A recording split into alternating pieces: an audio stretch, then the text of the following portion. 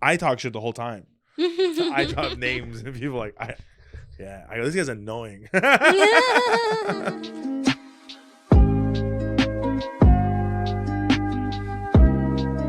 What's up, guys? We are back in the studio here, Comedy Club Confessions.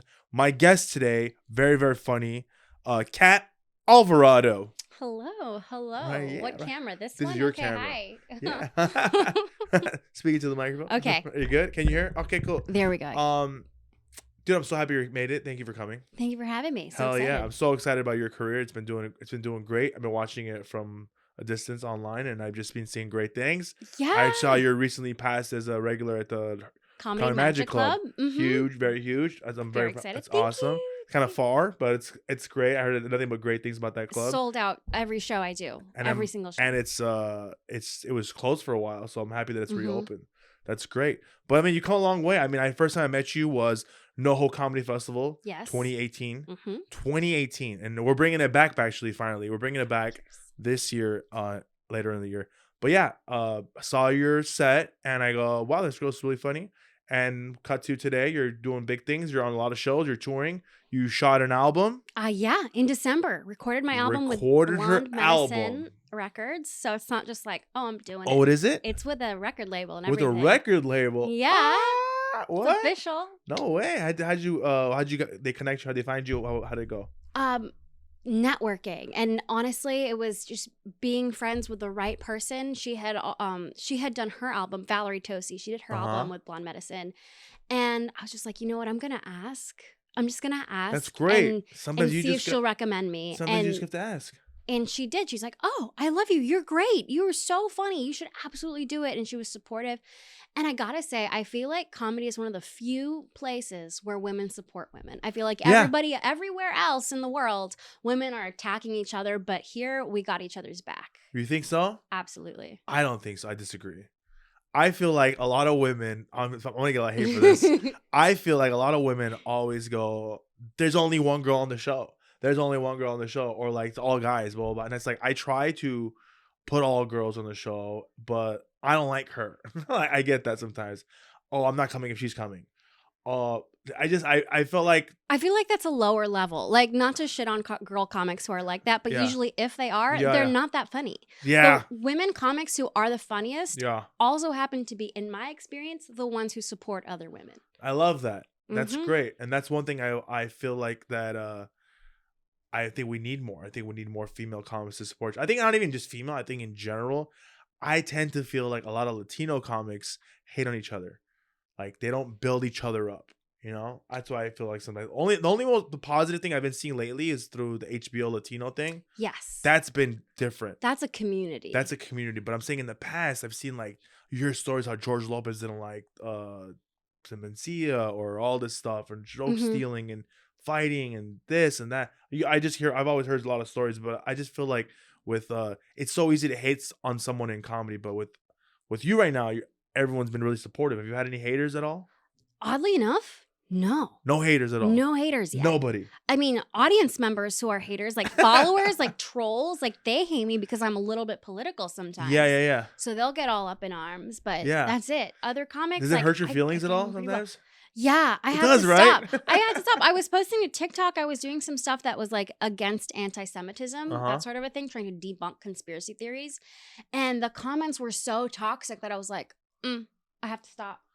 No more TikTok for a minute. Yeah. Because it was just like too much negativity. Dude, so much. I had to turn off my comments on YouTube because it was so sad. So much hate. Like, I was like, this is my hard work I've been putting for the past 13 years, and you're just going to write that? Like, and then I'm like, oh, it's just robots. But then like sometimes our long sentences, I'm like, that's not a robot. No, I don't know. Okay, you go on the road too. I feel like it's these people who live in these tiny ass towns where the most fun thing to do is bowling, and that's it. Yeah. And like every restaurant closes at 8 p.m. Yeah. And so these people have literally nothing to do. It's bowling or troll people on the internet. That's who it is. That's funny. I love bowling. Bowling's great, but like, how much can you go bowling? Like, at some point you're done bowling and now you want to talk shit, and so you find strangers online, and then you make fun of them. Has anyone ever has anyone ever helped you or hurt you? And how long have you been doing comedy for? 10 years this year. 10 years this year. Mm-hmm. Oh, that's great. That's great. That's great. 10 years. Throughout your 10 years, has there anyone that's really helped you move up to where you're at right now? Like you go, oh my God, I wouldn't be at where I'm at today if it wasn't for this person. Oh, there's so many people. Are there really? So many people who have helped in like a little way here, a little way there. Like, okay, last year, like aside from Valerie Tosi with the album, Edwin from HBO Latino, he gave me a note in November of 2021 about my voice, about not my speaking voice, but rather like my point of view. He goes, this joke you have here, this joke about how you used to be married and you used to be super Christian, he goes, that's your voice. Everything else, all this other material you have about makeup and beauty stuff, he goes, that's, it's funny, but it's like, it's not your voice. It's generic. It's generic. Yeah, you got to make it more personal. Talk about you. And when I took that note and I started incorporating that and really like leaning into my voice and my experiences and the raw stuff, day and night, different experience with the audience members. Because it used to be like after a show, I'd be like, hey, good job. Hey, good job. Like a couple people. Yeah. But after I started really leaning into my story, even though it was a little bit more vulnerable, it was a little bit less funny, not going to lie. You're peeling the onion, basically. You're taking stuff out. You're putting layers to your comedy. Yeah. Yeah. When I started adding those deeper layers, people started coming up to me after the show and shaking my hand and being like, you told my story. Yeah. You were relatable. Mm-hmm. And girls would come up to me in the bathroom and be like, Queen, yes. And I'm like, wait, but I feel less funny in this moment. But it's realer. It's realer, and the funny's gonna come. Like the big punchline will eventually come. You're telling your story, and what makes you better right now is that it's you. When you get off stage, the audience goes, "Oh my God, I know Kat. That's me."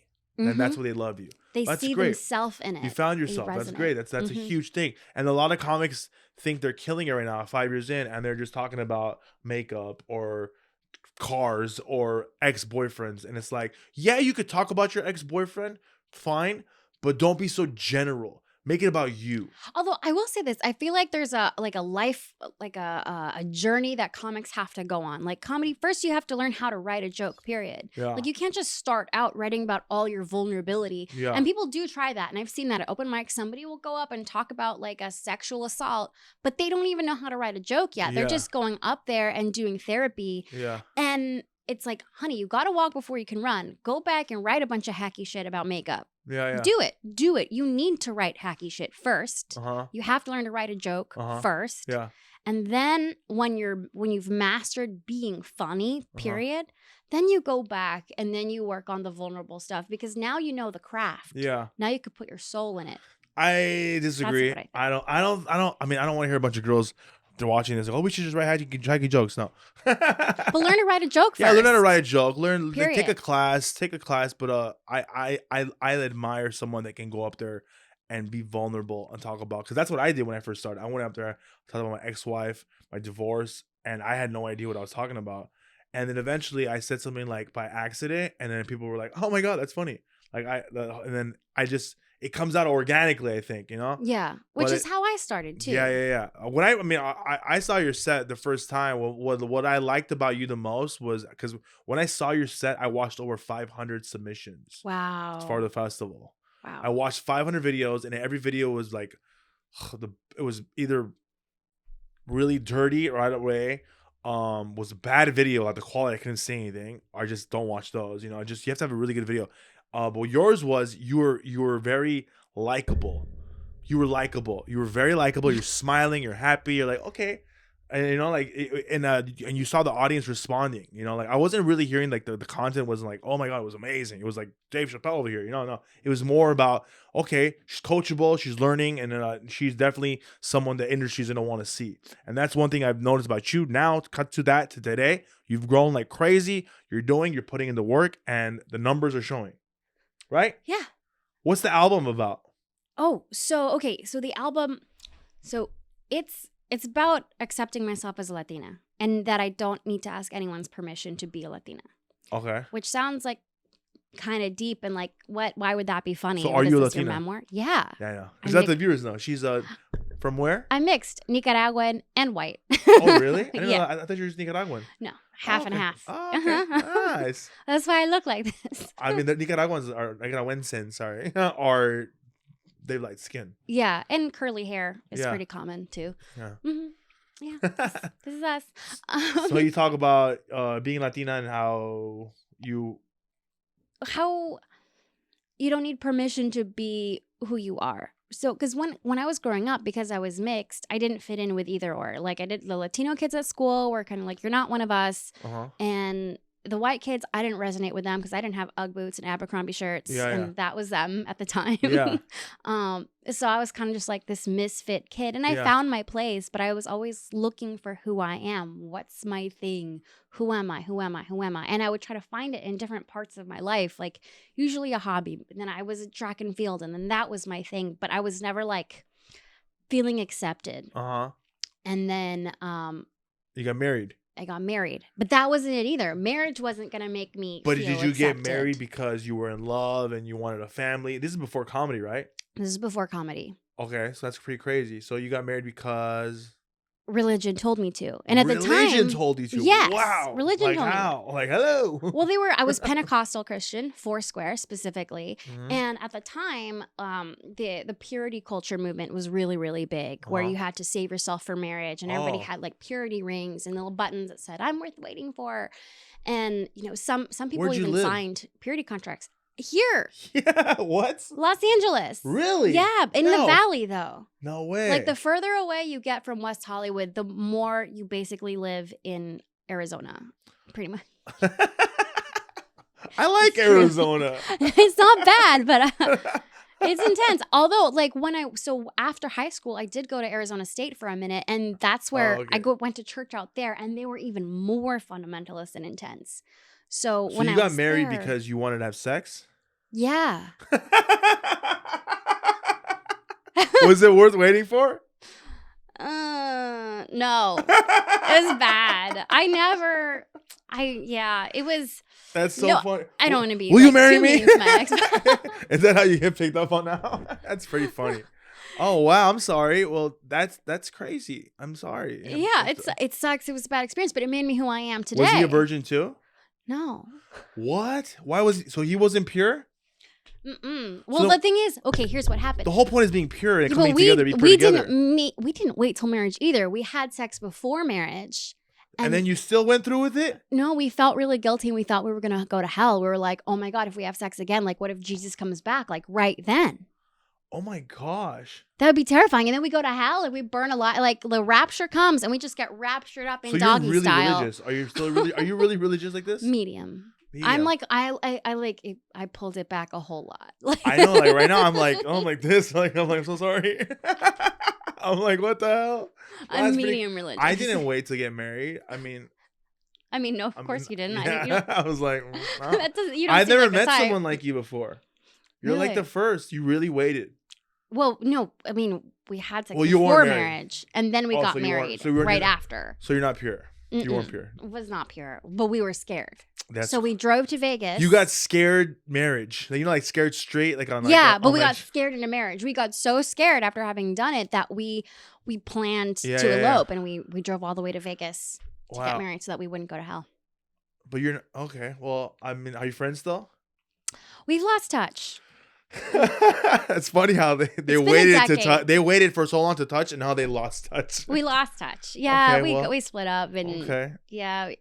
But now you became a comedian. Yeah, I became a comedian after you're married. Yes, after my divorce. What a great story! Like there should be a movie about you. Maybe there will be. Maybe a TV show. Maybe a pilot that I write. Right? I don't know. This should be. I mean, like honestly, like it's pretty crazy how you were like that scared. I mean. That scared. Wow. Hell is a very scary thing. Like when you're super religious and you really believe that it's eternal hellfire. 100%. It's like, oh my God, what have we done? We did it. We had the sex. We had the sex. Oh my God. So, oh my God.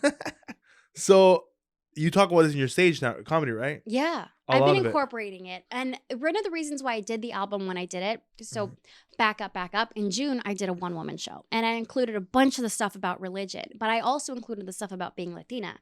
And Edwin gave me some notes afterwards. He's the HBO guy. He's like, Shout out to Edwin Licona. What's up, my boy? Shout out to Edwin. Yeah. He's like, these are two separate things, religion and being Latina. Yeah. And he's like, and if you did a half hour or something like that, it's like, he didn't say it's one or the other, but he was like, you have a vision for one, you make it the best it can be. You can't like, take two good things and mush them together because they might not be, it's like a steak and ice cream. Yeah. So I decided after that, okay, I'm going to make the best album I can. I'm going to take all this Latino material that I wrote over the past 10 years. Because I did so many Latino shows in the past decade that I have all this stuff.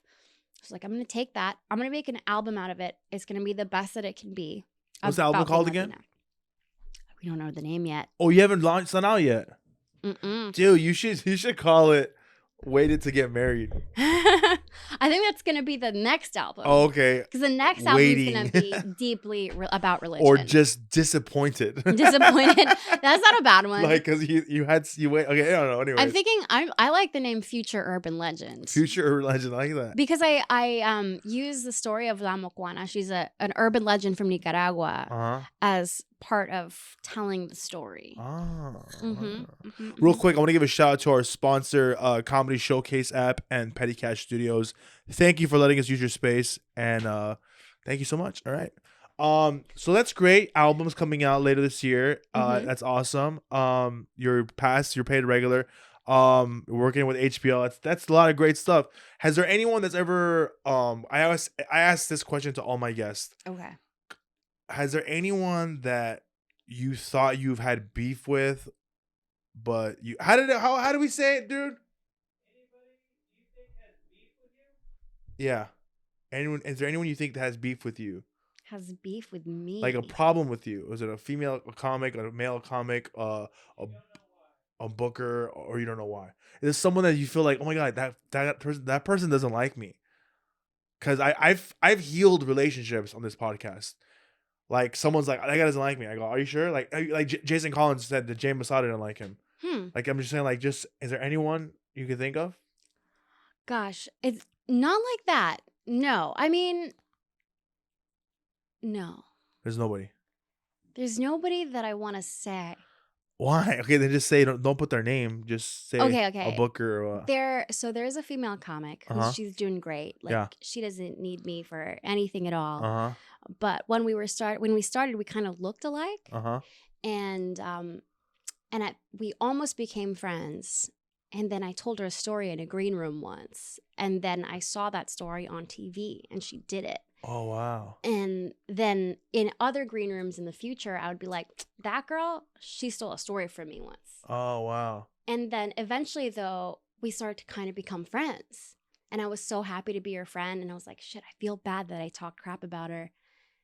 And then there was this manager. Yeah. There was this comedy manager who was like, I chose to rep her and not you because she kind of seems gay. And people like to book gay people. Wow. Which was messed up. Because, I was like, that, okay, fine, whatever. Just because she has a deep voice. She's not gay. Like, she's not. So, like, no matter what, like, that's fucked up. It's irrelevant. Like, go actually book a real gay person on your roster. Don't get, like, a fake gay. Wow, this is a really good story. That's crazy. I'm glad you're enjoying it. No, I mean, because you hear stories like this all the time, like, and it's like, so do you like this person? I mean, you're mad that she stole your story, but I'm mad that she stole my story, and I'm do you think it was an that accident? We're not like, friends. do you think it was a accident? Like, because a lot of comics, you'll be in the room talking shop, and then someone will just like organically say it on stage, and they'll think I thought it, but they don't know that they stole it. Yeah, because that's happened a bunch of times. It's possible she didn't steal it on purpose. purpose. So many comics that I've heard do a joke that I'm like, yo, we were smoking weed in the parking lot, and I said that. Like, but they're like, they thought it. They later, people are maybe she didn't steal it. Maybe we should reach out to her or not. I mean, I'm not gonna. It's your business, but I'm saying maybe she's probably too busy. She's big. She's on Netflix now. She's super big. Oh, really? And she looks like you. A little. A little bit. I mean, you're pretty. I mean, there's a reason I wear my hair curly, not straight. Oh, because it was straight. Hers was yours. Hers is straight hair. We're both brunettes, and her hair is straight. And I used to wear my hair straight. And then until somebody made fun of us when we were on a show together, and they're like, "Oh, you want to be just like her?" And I was like, "Really? No." And then from then on, I wore my hair curly on stage. Ali Wong? I don't know. I'm not gonna say who. I'm gonna let people know. guess. You're gonna get great comments. That'd be great. Comment. Who do you think it is? Who do you think it is? That'd be great. I just boosted your engagement. There you go. Engagement. Boom. What's up? But so I wish we could be friends now. Like it would be cool to be friends. I think she's so talented. I mean, but I think she heard that I was saying that and then just stopped being my friend. That's terrible. Was that friendship really important to you? No, but it would be cool as hell to be her friend now. She's huge. So, oh, wow. Really? Yeah. Damn, I'm so curious. I don't know what it is. I'll tell you after. Yeah, and you know what? She probably didn't steal it on purpose. Yeah. And that is the moral of the story. Is I don't like to talk shit in green rooms anymore, at least not naming names. Yeah. Because you never know who's listening, who's going to betray you and go say your business to someone else. Because that happens. There are people who will be so nice to your face. Yeah. And then as soon as you divulge and talk shit about other person, they run to that person. Yeah. And this business is too small. It is way too small. One thing I can say about this, I feel like it felt good that you got it out right now. It did. It felt good, right? Yeah. And also, too, learn to just forgive her. Because honestly, I might have saw this on I saw this on Instagram probably. Someone posted this. There's a few comments that I don't like right now. And they were really close to me at one point. Really close. Really, really like my best friends. Oh, yeah. And we don't talk anymore. And one thing, I'm mad at them for a reason because they were really messed up one night and they said some really mean things. And I'm like, I'm just not gonna talk to you no more. And I thought that would make me feel better. But now it's like, I don't talk to them, which is fine. But me thinking about, wow, they didn't apologize. They never apologized. That's killing me. So I've learned recently, because of the post I saw today, to forgive them and just move on.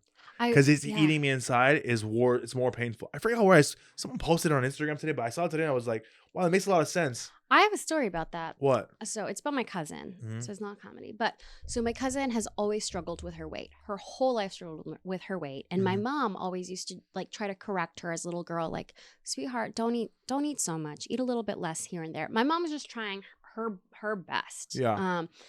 And then when this girl became an adult, she started getting very angry at my mother, going, you fat shamed me. You are horrible. And then but then she started leaning in my mom apologized several times. Like, hey, I didn't mean to make you feel bad. Let's patch this up. Let's have peace. I didn't know the right way to approach it. I just wanted what was best for you. Yeah. And the girl just got more and more angry and bitter. And she's like, no, you fat shamed. Until she called my mother on the phone, left threats to be physically violent. And my sister and I had to cut her off. Like, we all cut her off. And it created a huge rift in my family because we would love, and my mom and her mom are like this. And now we can't have like a normal Christmas or normal Thanksgiving because this girl is like making threats of physical violence. And that's something where that's a line in the sand that my sister and I were like, no, there's no amount of you wronged me makes that okay to do. Yeah. So what makes me sad is that this girl needs to forgive my mom. Yeah. My mom apologized and we can't change the past. Yeah. And what this girl's doing by hanging on to that, she's only hurting herself. Yeah. She's isolating herself from the whole family. Is she still fat? Yeah. That sucks. The better story would have been better if she was like, I'm skinny now. And they're like, see, your mom helped her. But the point is, it's like hanging on to anger isn't going to help you. It doesn't help her one bit. It's not mentally health. It's not it's bad. It's terrible. Dude, this was a great episode. Thank you so much, Kat. Welcome. Thanks for having me. Where can they find you? Oh, you can find me at The Kat Alvarado on Instagram. That's CATALVARADO, The Kat Alvarado. And I'll be posting my official comedy album title and release date soon. As soon as and she has funny videos. She does these different characters. Do the character, do the girl. Oh. Do your mom. My mother, my daughter is single and I don't know why. It's because she's always out at night doing comedy in bars. Nobody wants to marry somebody who's in a bar every night. Mija, come home. Yeah, she's got great characters, great content. Make sure to follow her. It's so funny. Thank you guys for watching. I'll talk to you guys soon. Later. Bye.